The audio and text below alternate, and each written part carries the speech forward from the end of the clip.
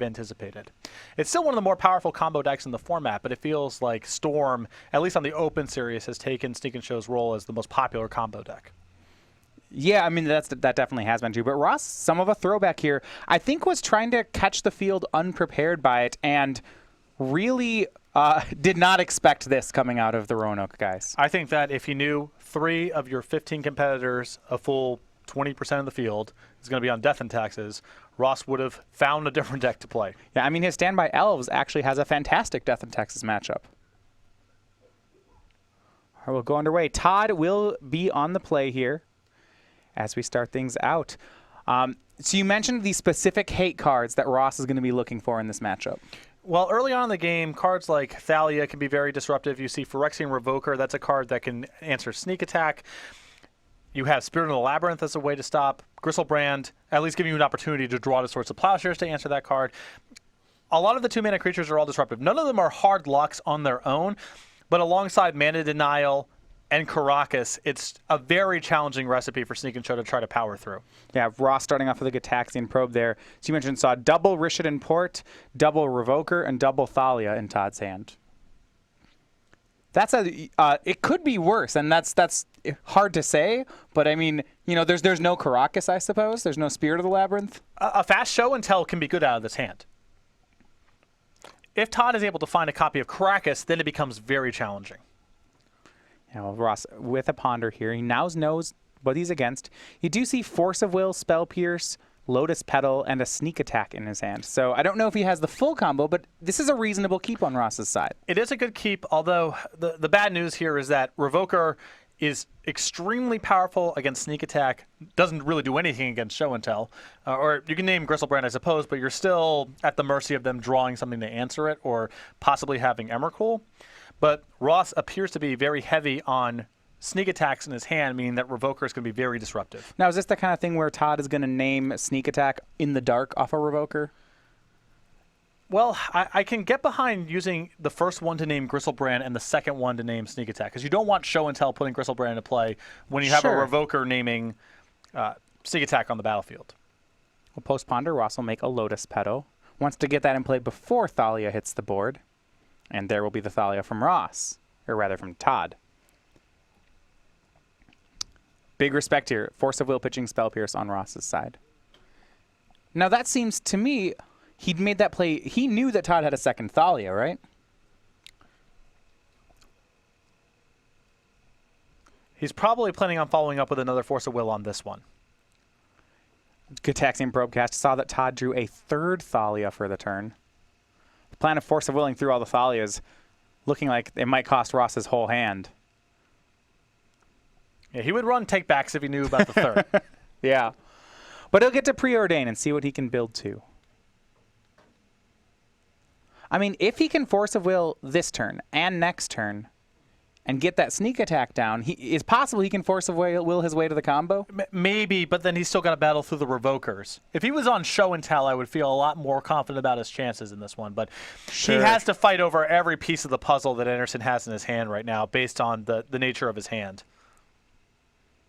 Looks like Preordain is going to double top. So whatever Ross found, he likes its chances. You see City of Traders, the draw here. City of Traders is a huge draw. And, you know, Merriam needs to get to a critical mass of mana, yeah, so especially against Rishadan Port. Yeah, so if he has the creature in play, he could Force of Will this turn, and the next turn Sneak Attack and activate off a land. Maybe he could race through Todd.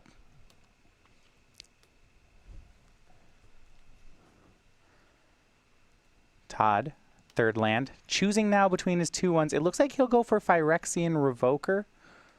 This is an important card to see what he names here, too. Because Merriam has 4 mana in play, it's possible Thalia represents no disruption.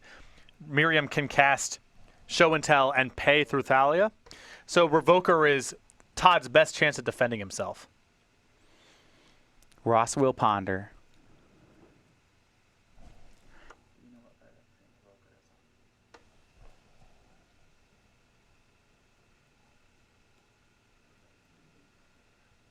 And Todd actually, in the dark, did name Sneak Attack on this Phyrexian Revoker. So a huge payoff for him here.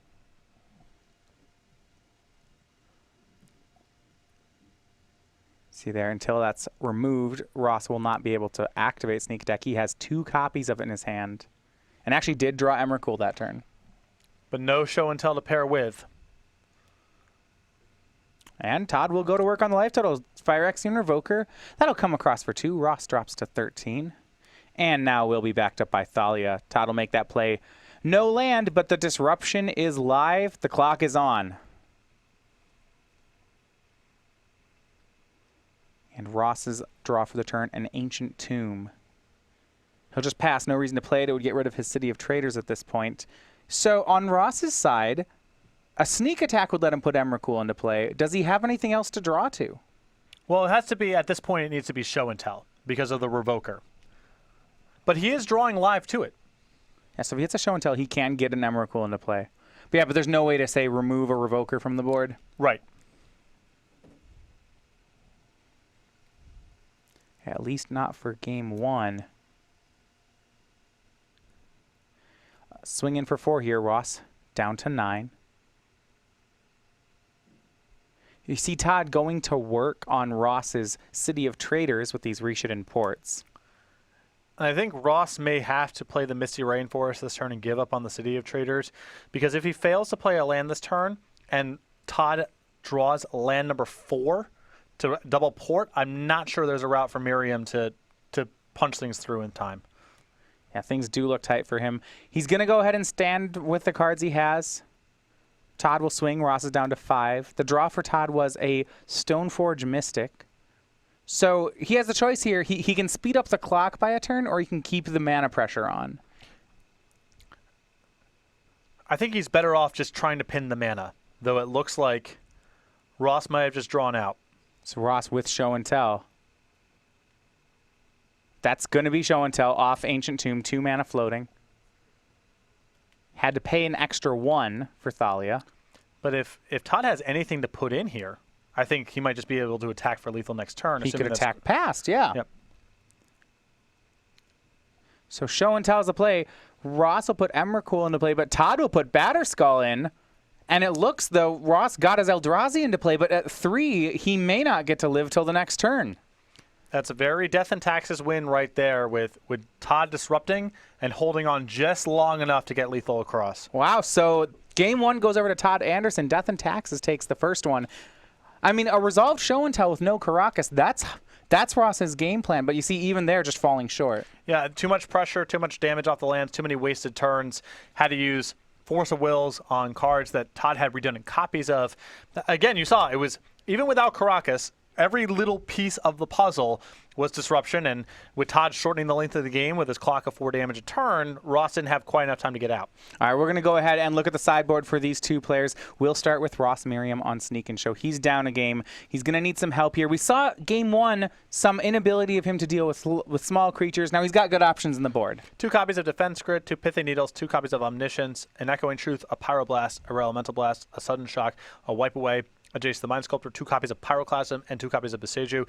The Pithy Needles in this matchup, all sorts of things with activated powers, including Caracas, and the 2 copies of Pyroclasm are just excellent here.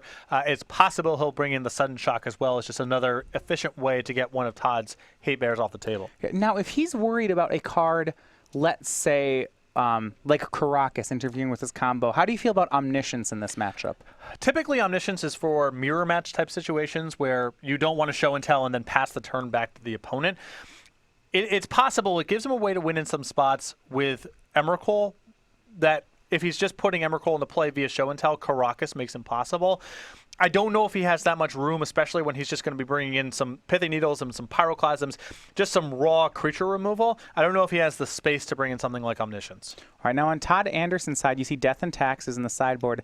Always has a slew of hate cards. Now, he's not entirely positioned for the Sneak and Show matchup. He's got a Pithing Needle, a Ratchet Bomb, 3 Aethersworn Canonist, a Wiltleaf Liege, 3 Rest in Peace, 2 Mindbreak Trap, a Cataclysm, 2 Council's Judgment, and a Sunlance. I see a lot of cards here for, say, Storm or Graveyard decks. A lot of Storm hate, to be honest. He's getting a lot of his work done in game 1, which is why his sideboard's a little light for this matchup, though the Pithing Needle and the 2 copies of Council's Judgment are still fine cards to bring in. They're improvements for the matchup. All right, so these players getting ready for game 2. We're going to take a second to tell you about the pre-release we have going on here. As you may or may not know, the next set of Magic coming out in January. This is Oath of the Gatewatch. The pre-release here in Roanoke, Virginia at the Star City Games Game Center on January 16th and 17th. We will have that here. We also have an exclusive playmat here. You see Oath of the Gate Hop. You can go ahead and get this one free at the SCG Game Center. So you pre-register today, starcitygames.com/pre-release. All remaining copies will go on sale on the SCG website Monday morning. So while supplies last, you're going to, if you can't make it all the way out to Virginia, you're going to want to get up early and make sure you claim one of these for yourself. You can see in the background there, the hedron, that's like a carrot, the rabbit in the front. We are just never going to run out of animal-related jokes for our pre-releases. I was worried. That maybe we'd use them all. I was worried we had hit peak animal pun, but that's clearly just not the case. Hedrons are carrot. Hedron being carrots makes sense, right? Yeah, totally fine. Definitely. I like that one. I probably will get that one. I'm gonna camp out for it. You're gonna do the Minneapolis to Roanoke flight, and I think maybe that's pretty ambitious for a pre-release. I might have to do the Monday morning sale, but I like the rabbit puns quite a bit. Those are my favorites. I like the Hop and Rabbit Master too. Yeah, the Hop and Rabbit Master Mat. Unlimited Easy design. to say, yeah. Unlimited design space. Unlimited design space. All right, we go to game 2. Ross Merriam will be on the play. I even feel like in game 1 we didn't see all of the really heavy hitters from Todd in the matchup. You know, there was no Caracas, for example. Neither player came out with their best draw, and Todd was barely able to hold on and win. And that's pretty common. But when Todd ratchets up the disruption, it becomes very, very hard for Ross to win. Caracas backed up by some of those creatures. It's a lot to work through. Post-board, when he has Pyroclasm, and he has some Pithy Needles, it's a little bit different. But game 1, that's a tough mixture. All right, we'll see if Ross can get the job done here. Game 2, he's on the play. He's going to start off with a Ponder.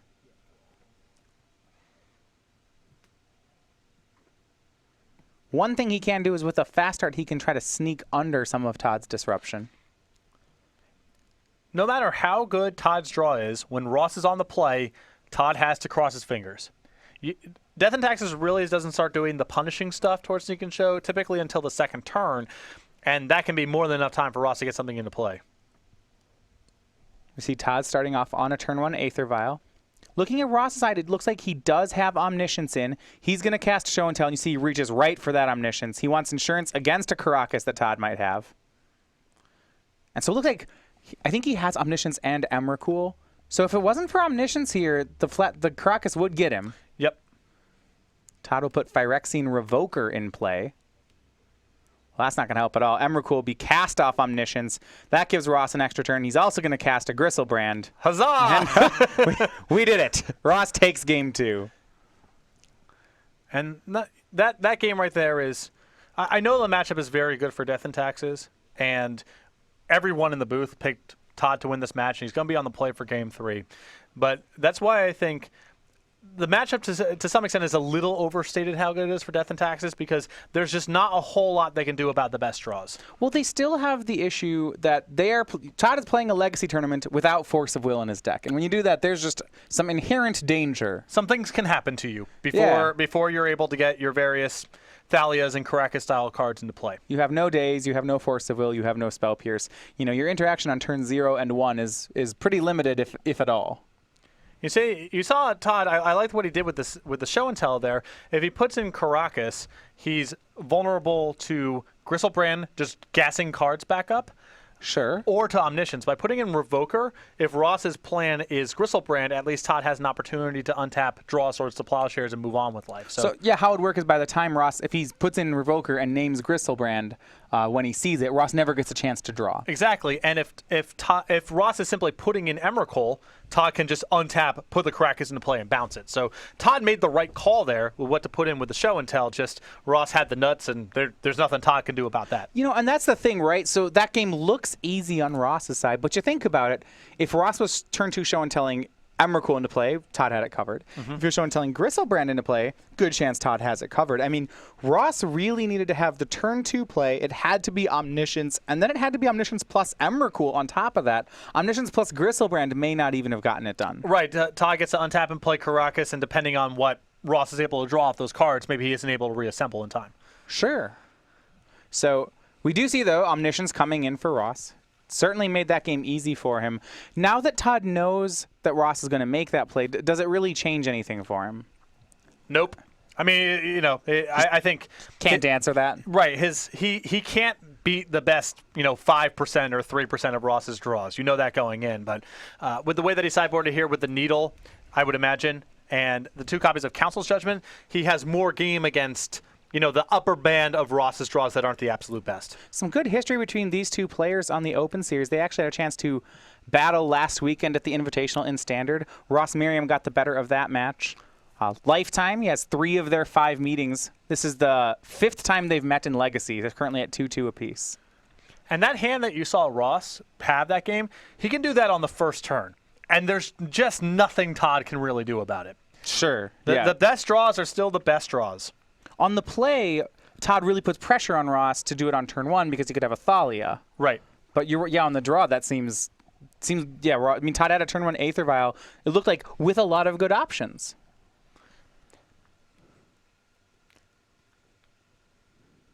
See Todd's keep here. He's on the play. He'll keep 7. Ross down to 6. Looks like we have a mixture of Pithing Needle and Thalia plus lands from Todd. Yeah, it looks like Disruption that can't necessarily beat the most overpowering draws. Not the best possible 7-card hand, and I believe he does not have Caracas, but still an acceptable 7 on the play. So in this kind of matchup, if Todd is needling things in the dark, his options, he can needle Gristlebrands, he can needle sneak attacks, and lands, and that's about it. Right. Fetch lands. Different ways to attack the deck. Last time we saw Todd in the dark Revoker a sneak attack game 1, which was just all sorts of punishing. It won him the game. It's a little bit different post-board because Ross has access to the Pyroclasms and the Sudden Shock, so Revoker's not just a lot to stay in play for the whole game. See the other match we have, other destination match between Jim Davis and Danny Jessup. Time permitting, we will go ahead and get to that. Nick Miller currently covering it over in the sideboard. As Todd and Ross, in a quick 16 minutes, head to game 3.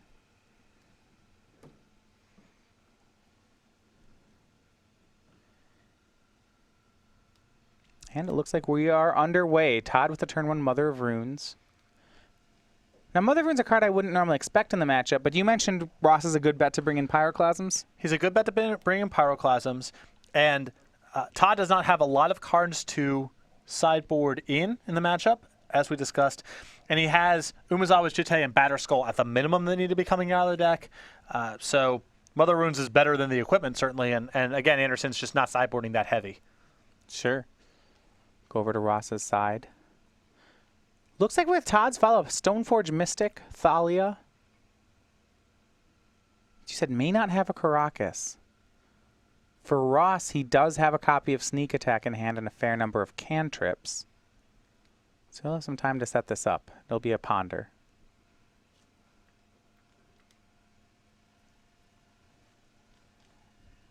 Looks like he still needs a creature to put into play. Go ahead and shuffle off the ponder. Nothing he likes there.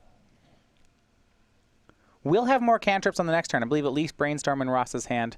But there's a good chance he'll be paying through Thalia for them. Exactly. When Ross is, especially when Ross is on the draw, these sort of creatures can be compounding problems because you can't cast a cantrip next turn. Then maybe you're getting ported or wastelanded. You're getting clocked the whole time. Sure. Thalia from Todd. And he will go ahead and attack with Mother of Runes. I do not believe it is possible for Ross to cast a Pyroclasm this turn through the Thalia. There's no copy of Simian Spirit Guide in the deck. Right, Lotus Petal wouldn't work because he'd have to pay for it? Yeah, I don't think there's a way for him to jump up. That's why Todd gets the safe point of damage while he can. No, I'm sorry, excuse me, that's not true. He could play a 2-mana land, play a Petal, have a mana floating. Okay. But that requires a ton of resources, a lot of things. And Todd doesn't want to wait all day, especially when he doesn't have Caracas in hand, so he's got to get a move on here. Well, for Ross, it's going to be a ponder. He's going to have to pay 2 for it. You see him searching up a basic mountain there. Some wasteland insurance on Ross's side. And for the second time this game, Ross is going to shuffle off the Ponders. A powerful mode on the card, to be sure, but it's not what you want to be doing with it. It's better than the alternative. But you would be hoping for a little bit more information and to have a better set of draw steps rolled up. And for the second time, he ponders into a Brainstorm. So Ross right now with a triple Brainstorm hand facing down Thalia, and I don't know if he has another land. Things are not lining up, I think, the way he would like them to. And a big draw step here from Anderson finding a copy of Rashad and Port. I'm not sure if he's going to want to play that in lieu of some of the other options. Maybe he'd rather get some more pressure on the battlefield. But the Thalia plus Rashad and Port combo against Ross opening up slow on a bunch of cantrips, it's problematic. Yeah. You start getting the squeeze in a little bit. Yeah, so he may spend another turn getting additional power before he on the board before he goes for that lock play. Right. Maybe. It's very close. Thalia will swing in. That'll drop Merriam down to 15. As we go back to Todd, both Stoneforge Mystic, Flicker Wisp, Pithing Needle, and Phyrexian Revoker all in his hand. And it looks like he'll go Port into Stoneforge Mystic. So we'll see what equipment he still has in the deck. Main deck, we have an Umezawa's Jite, a Batterskull, and a Sword of Fire and Ice. Sword of Fire and Ice is the best clock here, and it gives Anderson an opportunity to find more disruption. So that seems like an easy choice. So you go back Ross's way. He finds a copy of Emrakul for the turn. So now he has both Sneak Attack and Emrakul in hand, but he is well short on lands. And the problem is that, if Ross gets Brainstorm locked here, it's probably over. And if Ross simply spends his turn brainstorming, Todd can probably sense that means his hand is mana light and can start just being very aggressive using Rashad and Port rather than develop his board. And that just might happen. We'll go to Ross. It's going to be a 2-mana Brainstorm. This is main phase. He hits a Pyroclasm, a Fetch Land, and a Gristlebrand. So he finds his land. And maybe the Clasm he needs. The problem is that he can't follow up with a play this turn because even if he makes his land drop, Thalia still pins all of his action. And next turn, Todd's going to be able to untap, potentially port him, still have Mother Runes to protect something, be able to Stoneforge the sword into play. That will give something protection from red. So finding the third land and finding is definitely a prize. And it's possible the Pyroclasm will come up as well, but there's no guarantee that Pyroclasm really disrupts Todd at all. Yeah, the mana constraining here from Todd is no joke. And he'll play a Tarn and pass. So at that point, Ross is on the line where he has to start using Pithing Needle to maybe preemptively answer a Mother of Runes or a Sword of Fire Ice or something like that. Right. Well, we'll see if he can put it together before his life total gets too low. Ross still at a healthy 15, but facing down 3 creatures on Todd's side.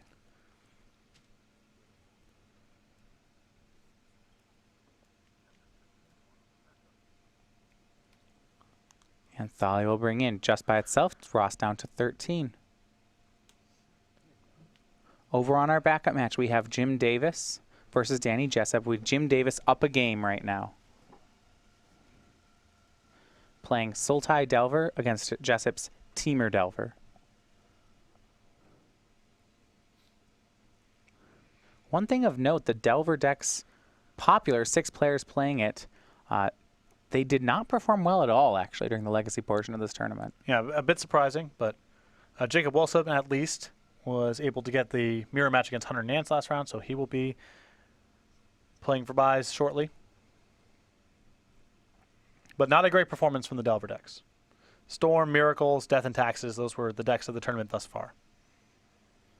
As we go back to Ross, still hunting for lands. It looks like Todd is going to put Sword of Fire Ice into play and port Ross here. So the timing on Sword of Fire Ice is pretty interesting here. Why he's doing it during Ross's upkeep? Sudden shock. Okay. And that is in Ross's sideboard. Yep. Good heads-up play there by Todd. As someone who has bamboozled several Stoneforge Mystics with Sudden Shock over the years. Yep, you just kind of want to do it straight away. Brainstorm from Ross. finds Lotus Petal, Sneak Attack, Omniscience. You talked about the dangers of getting Brainstorm locked, and it looks like Ross may have encountered just that. And now getting the Lotus Petal into play, that's a mana, so you really don't start getting any value out of it until the following turn. The noose is starting to tighten a little bit. It's not one individual card, just like we saw in the first game, but the mana denial, the pressure, and now a Sword of Fire and Ice to really escalate things. Yeah, you really are feeling this Thalia. It's when you're looking at Ross's hand. The fact that all these Brainstorms I believe he paid 2 Brainstorms at attacks. He paid a Ponder for attacks. This Thalia has eaten, it seems like every turn from Ross. Although it looks like Ross has picked up a Misty Rainforest. I do not know if he is locked this turn. We'll find out momentarily. So the draw for the turn was a land, but not the Brainstorm draws. If I'm saying things correctly, don't want to promise anything here, but he may have picked up land number 4. I think you're right. We do have a Misty Rainforest. This is the 4th turn of the game, I believe, now for Ross. This may be his first turn of the game of casting 2 spells in a turn. That's what the mana denial has done to him so far. And this would let him get Lotus Petal into play if he wanted to. And I think that he needs to be very efficient with his mana. You know, sometimes you want to sit back on the pedal to bluff. You know, maybe I can't do X, Y, and Z next turn, but Merriam's so tight on mana that I feel like he's going to play this pedal with the leftover island he has. Seems like a good bet. Yeah, Ross will do just that. Lotus Petal into play. He'll pass. You see he's kept Omniscience, Sneak Attack, Pyroclasm, and I believe Emrakul in his hand. But no, so he's got lines to play here. But his life total is dwindling quickly. You know, Todd's got him beat now here. Looks like 2 turns if he equips the sword this turn. It means that Show and Tell and Gristlebrand doesn't do anything because Ross will not have the life to pay, and Todd can simply untap, give a creature a protection from black, and attack for lethal. Right, Mother of Runes can push through whichever creature's wearing the sword. See, Todd also has a Pithing Needle of his own in hand. And it'll be Phyrexian Revoker from Todd. And it's going to name Lotus Petal. The mana denial continues. And now I believe this sets up Todd to have a 2-turn clock, even if he doesn't equip the sword this turn. So, all right, so walk me through it. Attacks Merriam down to 8. The sword is essentially 4 points of damage, and there's more than 4 points of power in play, even if Mother Rune stays untapped. All right. Think that's where he's going as well. A swing from Thalia and Stoneforge Mystic puts Ross down to 8. Now he'll untap. Ross knows about the sword. On board, it looks like he has 1 turn to live. The mountain is ported during upkeep. Well, Merriam picked up City of Traders. I have to imagine if he's got any draw step, that was it, because mana's the issue. I suppose with the mountain being ported, it's possible he cannot sneak attack and activate this turn. He needs to be able to do everything in one shot. Yeah, he only has single red. So Pithing Needle will be his play. Having to pay 2 mana for that yet again. And he may have to do this instead of sneak attacking. But he names Sword of Fire Ice. Gives him 1 more turn. And what a cost he had to pay for it. Because of that Thalia, he's unable to play any of his other spells. Doesn't play City of Traders for the turn either. I suppose there is a Wasteland on the board. Oh. And I believe this is Todd going for the kill. All right, Flicker Wisp is the play from Todd. It will remove Pithing Needle. Now the sword can play 2 mana to equip. It'll be the sword onto Stoneforge Mystic. Here's a swing for 2, 4, 7. If they connects, the trigger will be 8 and 9. Ross is at 8. And there you have it. Todd Anderson, Death and Taxes, defeats Ross Merriam 2-1. And you saw Todd there without Caracas in the games that he won. Hold on by just a thread, and it was all mana denial, a little bit of pressure. It wasn't one individual card. He did not lock Ross out of the game with a single thing.